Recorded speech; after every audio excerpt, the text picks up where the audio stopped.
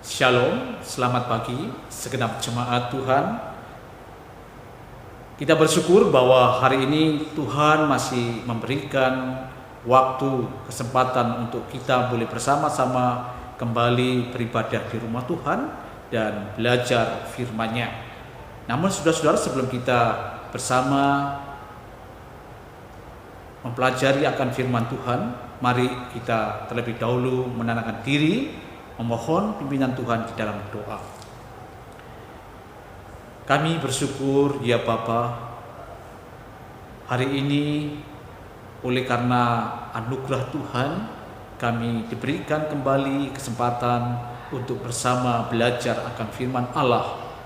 Untuk itu ya Bapa, kami mohon Roh-Mu yang kudus boleh menolong kami, khususnya hamba-Mu, agar sungguh-sungguh di dalam segala keterbatasannya Tuhan memperlengkapi, menguduskan, sehingga boleh dipakai Tuhan untuk menjadi saluran berkat di pagi ini. Tuhan berkaryalah di tengah-tengah kami siap. Berbicaralah kepada kami, baik hamba-Mu maupun segenap jemaat-Mu, karena kami bersama-sama membutuhkan akan firman yang hidup itu. Terima kasih Bapa, dalam nama Tuhan Yesus kami berdoa. Amin. Saudara, firman Tuhan pada pagi hari ini kita baca dari Kejadian pasal yang ke-12 ayat 1 sampai dengan yang ketiga. Kejadian 12 ayat 1 sampai dengan 3. Berfirmanlah Tuhan kepada Abram, "Pergilah dari negerimu, dari sanak saudaramu, dan dari rumah bapamu ini ke negeri yang akan kutunjukkan kepadamu. Aku akan membuat engkau menjadi bangsa yang besar dan memberkati engkau serta membuat namamu masyhur, dan engkau akan menjadi berkat. Aku akan memberkati orang-orang yang memberkati engkau dan mengutuk orang-orang yang mengutuk engkau, dan olehmu semua kaum di muka bumi akan mendapat berkat." Saudara-saudara, di dalam kita menjalani akan hidup ini, tentu kita pernah menemukan orang-orang tertentu yang boleh dikata dipakai oleh Tuhan untuk menjadi saluran berkat-Nya.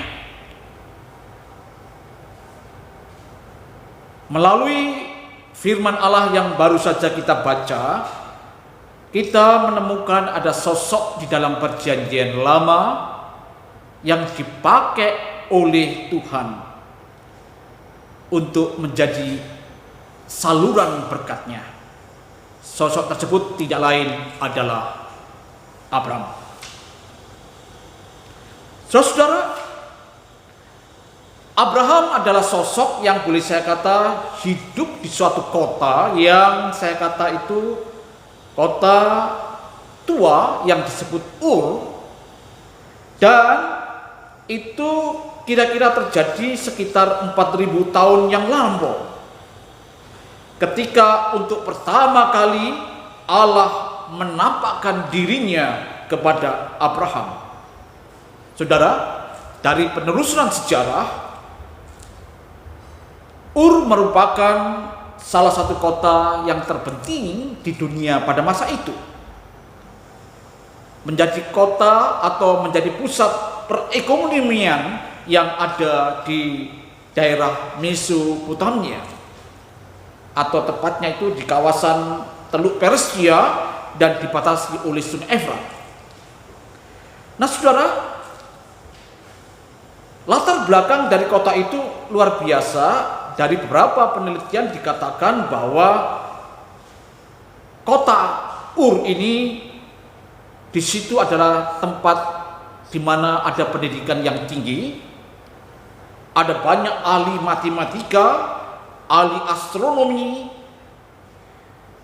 banyak orang yang punya kemampuan dalam memahat ataupun menenun. Selain itu, saudara, secara keagamaan kota ini dikenal dengan kota yang memiliki pemahaman politeis.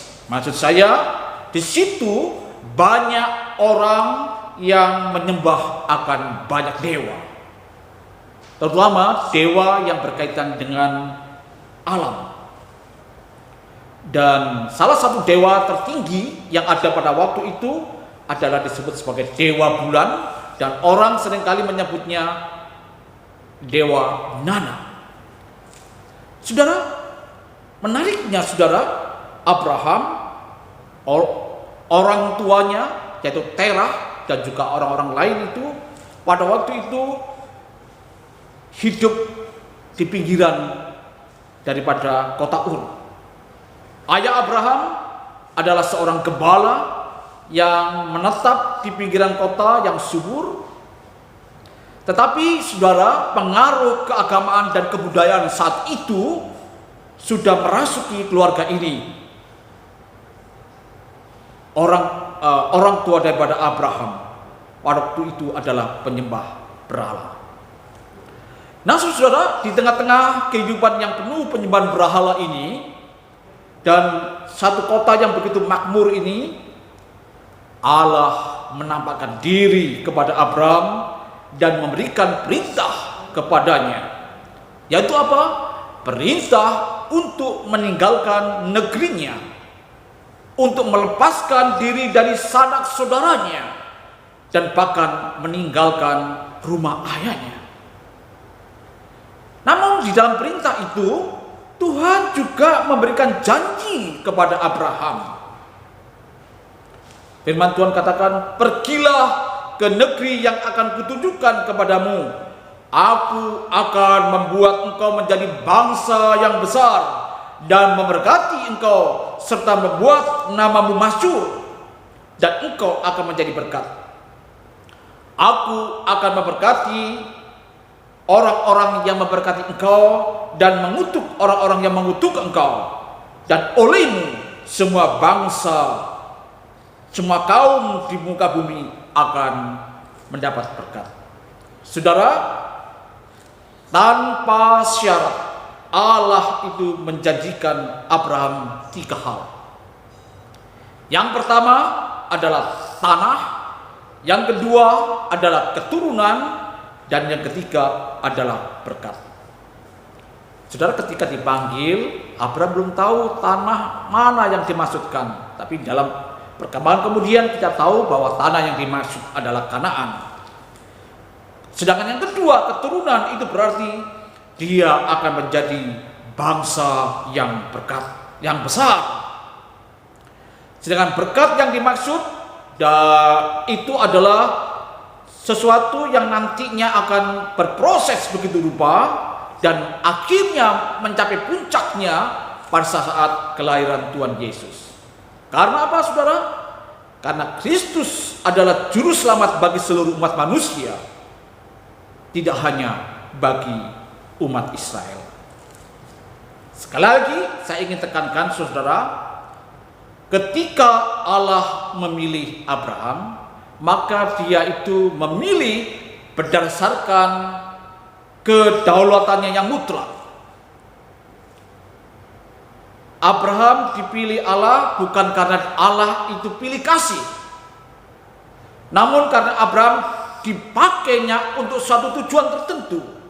Tuhan memakai Abraham sebagai alat di mana melalui Abraham Allah akan menyebarkan berita keselamatan ke seluruh penjuru dunia.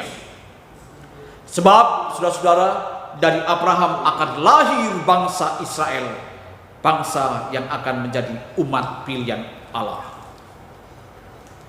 Dalam kaitan dengan hal ini saudara, Allah memilih Israel bukan karena dia, sekali lagi, bukan karena pilih kasih saudara ya, tetapi karena Allah memilih bangsa Israel sebagai perantara antara Allah dengan bangsa-bangsa lain di dunia.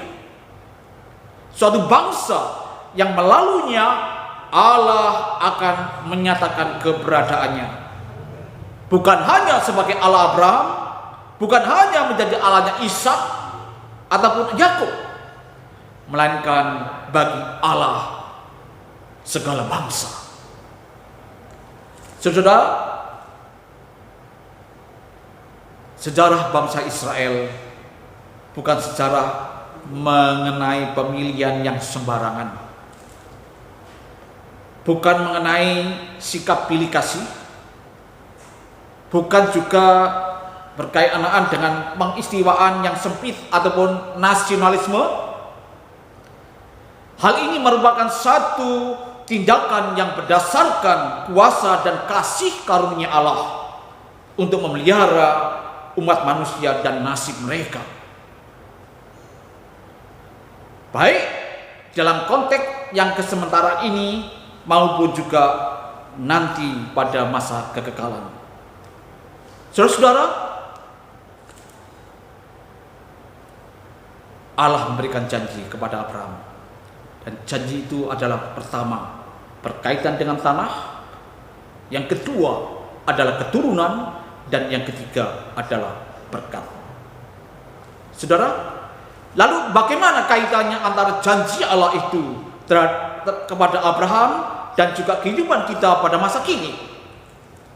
Saudara, kalau kita menengok kembali kehidupan, kematian, dan kebangkitan Kristus, maka kita tahu melalui Dialah seluruh keluarga di bumi ini akan diberkati.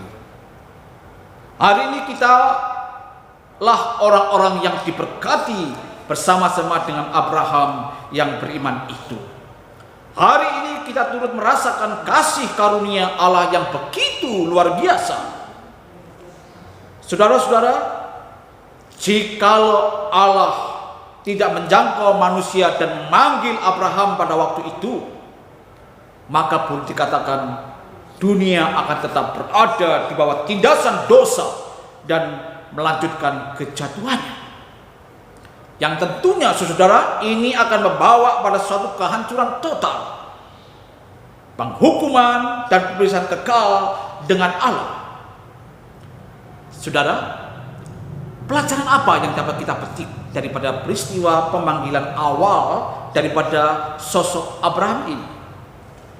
Salah satu yang terpenting yang dapat kita tangkap dari peristiwa ini adalah bahwa Allah yang memanggil Abraham adalah Allah yang Maha Pengampun, Allah yang penuh dengan kasih, Allah yang punya inisiatif, yang mau mendekati umat manusia yang berdosa. Dia menginginkan agar kita mengetahui akan kehendak-Nya. Saudara, ketika seluruh dunia telah kehilangan kemuliaan Allah dan telah berbuat dosa, Dia dengan segala keilahiannya memilih seorang manusia yang menjadi bagian awal daripada rencana penebusan yang akan mempengaruhi dunia pada zaman berikutnya. Saudara, janji Allah tanpa syarat kepada Abraham itu tidak dapat diingkari oleh Allah sendiri. Karena kemurahan Allah sajalah dunia dapat berjalan selama hampir atau lebih daripada 4.000 tahun. Injil tentang keselamatan sudah diberitakan secara terus menerus.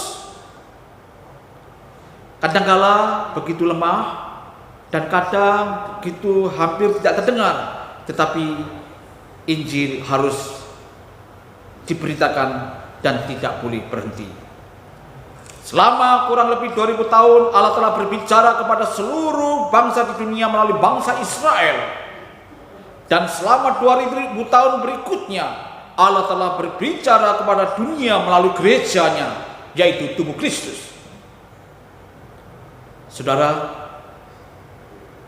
tapi satu saat kelak akan terjadi di mana Allah akan sekali lagi melaksanakan kehendak-Nya atas bangsa Israel dan secara harafiah memenuhi janjinya kepada Abraham, yaitu menyediakan tanah yang kekal, kerajaan yang kekal, dan juru selamat yang kekal. Saudara, saat ini banyak orang yang tidak memahami rencana Allah. Mereka tidak mengerti akan kehendak-Nya dan tidak pula mengerti akan kemurahan dan kesabarannya. Saudara, masih ingat akan kisah Nuh? Orang-orang sejaman Nuh itu seringkali hidup begitu jahatnya, menolak apa yang diberitakan oleh Nuh. Tetapi Allah begitu panjang sabar,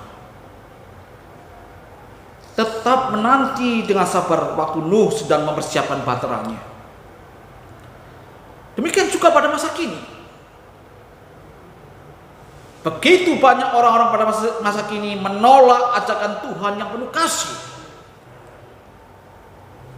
Bahkan Rasul Petrus di dalam salah satunya dia pernah mengatakan, yang terutama yang harus kamu ketahui ialah bahwa pada hari-hari zaman akhir akan tampil pengecek-pengecek dengan ejekan-ejekannya, yaitu orang-orang yang hidup menurut hawa nafsunya.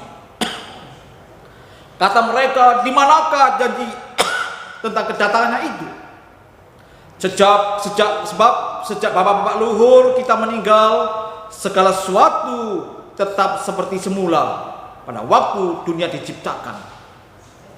Akan tetapi, Petrus katakan, saudara-saudaraku yang kekasih, yang satu ini tidak boleh kamu lupakan, yaitu bahwa di hadapan Tuhan satu hari sama seperti 1000 tahun, dan 1000 tahun sama seperti satu hari. Saudara, Tuhan tidak pernah lalai menepati janjinya. Sekalipun ada orang yang menganggap sebagai kelalaian, tetapi ia sabar terhadap kamu, karena ia menghendaki supaya jangan ada yang binasa, melainkan supaya semua orang berbalik dan bertobat. Apa yang dapat kita petik dari peristiwa pemanggilan daripada Allah kepada Abraham? Pertanyaan yang perlu kita renungkan adalah, seberapa dekat hubungan pribadi saudara dengan Tuhan Yesus? Siapkah saudara menemuinya? Seandainya saudara meninggal dunia, atau dia tiba-tiba menampakkan diri untuk kedua kalinya, ingat saudara, jangan menolak kasihnya, jangan menganggap remeh kesabarannya dan segala kemurahannya. Karena apa saudara? Satu saat pasti dia datang. Dan pada saat itulah setiap orang yang menunda-nunda, yang menganggap remeh kemurahan Allah akan menyesal. Sama seperti saudara, pada waktu pintu Bahtera ditutup rapat-rapat, maka orang-orang di luar sudah tidak lagi mungkin masuk. Saudara, Allah akan memalingkan mukanya terhadap orang-orang yang telah menolaknya. Dan Alkitab berkata, ngeri benar kalau jatuh ke dalam tangan Allah yang hidup. Namun saudara, sampai saat ini Allah masih memberikan kasih karunia-Nya. Bagi saudara yang membuka hati, terimalah dia sekarang.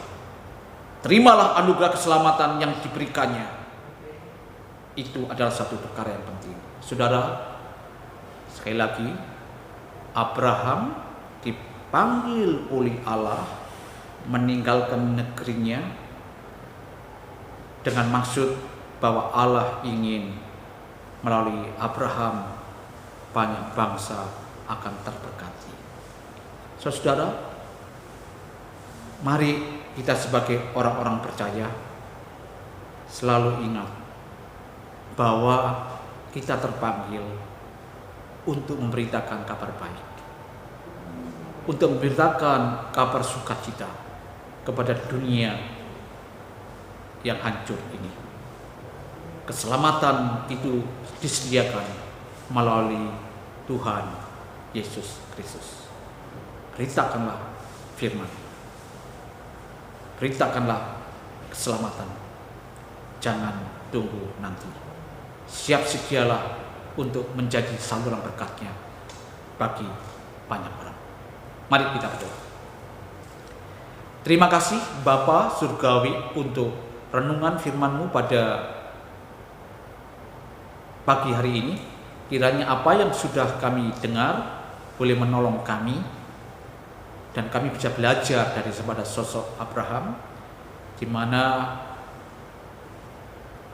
dia bersedia melangkah ketika Tuhan panggil, dan Tuhan memperlengkapi dia dan memakai dia untuk menjadi berkat bagi banyak orang. Dan biarlah setiap kami di sini, setiap orang yang percaya pada Engkau, bersedia dibentuk oleh Tuhan untuk menjadi saluran berkat bagi banyak orang. Terima kasih Bapa, di dalam nama Tuhan Yesus kami berdoa.